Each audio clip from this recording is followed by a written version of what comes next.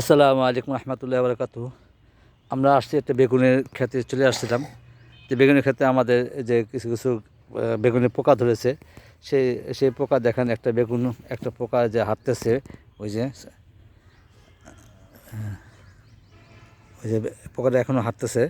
এই পোকাটা এই পুরো বেগুনটাকে খেয়ে নষ্ট করে ফেলতেছে বেগুনটা। তো এই জন্য এই ক্ষেত্রে আমরা কি করতে পারি, আমাদের বেগুনের ভিতরে আমরা সাইফারমেথ্রিন গ্রুপের যে কোনো কীটনাশক স্প্রে করতে পারি। সমস্ত পাতা এবং ফলগুলো ভিজে যা আছে এটা ভিজে দিতে পারি।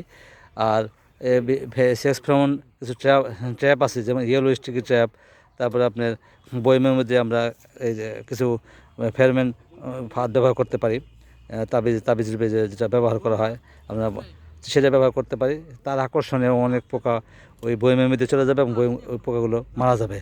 এইভাবে আমরা এই পোকা দমন করতে পারি। দেখতে পাচ্ছেন পোকাটা এখনও হাঁটতেছে।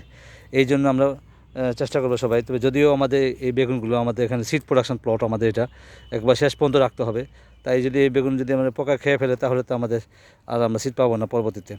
সেই জন্য আমরা এটা আজকে স্প্রে করার জন্য আমরা এখন যন্ত্র নিয়ে আসছি। এই যন্ত্র দিয়ে আমরা এখন পুরো প্লটটা স্প্রে করে দেব।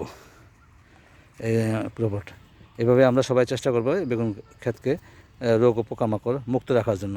ধন্যবাদ সবাই। ভিডিওটি ভালো থেকে like, comment, share, follow, subscribe করুন প্লিজ। আসসালামু আলাইকুম।